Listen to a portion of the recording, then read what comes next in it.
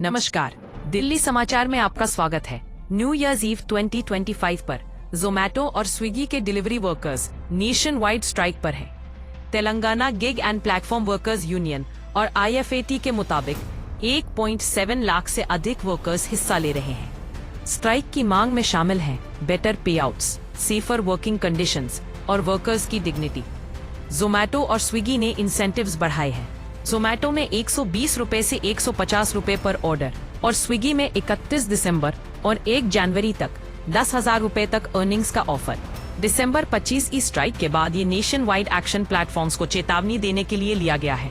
हमारी रिपोर्ट में जानिए न्यू ईयर्स ईव पर फूड डिलीवरी और क्विक कॉमर्स सर्विसेज कैसे प्रभावित होंगी। जोमैटो, स्विगी और एप्लीकेशन लगातार देशव्यापी हड़ताल पर। आज 31 दिसंबर 2025 को देशव्यापी हड़ताल रखी गई है, क्योंकि कस्टमर अपने हितों के लिए लगातार एजेंसी के लोगों से जिस तरीके से वाद विवाद का माहौल रखता है, वहीं देश की राज्यसभा में जो मुद्दा उठाया गया चड्ढा जी द्वारा, उसको लेकर आप भी हमारे साथ जोमैटो के एग्जीक्यूटिव हैं, उनसे जानना चाहते हैं आखिर क्या क्या परेशानी का सामना करता है, आपकी अपनी मांग क्या है।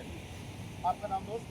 राजकिशोर है मेरा नाम जी। और मैं जोमेटो का एम्प्लॉय हूँ सर। और रेट कार्ड की काफ़ी समस्याएं हैं, कंपनी एक भी नहीं सुनती। अब क्या करें, रोज़मर्रा चीज़ के लिए काम तो करना ही पड़ेगा। फिर भी मैं गांव से आया हूँ, मेरे को जानकारी नहीं कि आज हड़ताल है, नहीं तो मैं काम नहीं करता।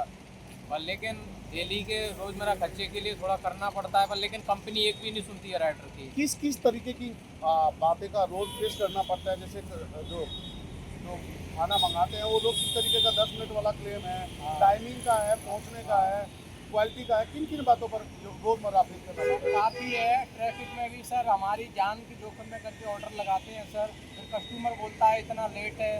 काफ़ी सुनने को मिलता है। ट्रैफिक नियम भी पालन करने पड़ते हैं हमको, फिर भी सर और कंपनी एक भी नहीं सुनती है, ना TL सुनता है हमारी, ना कोई भी सुनता है सर। फिर भी क्या करें सर, अब करना पड़ता है। विदेशी कंपनी है जोमैटो या इंडियन कंपनी है? सर विदेशी कंपनी है, कोई अगर इंडियन होती तो हमारी सोच के चलती।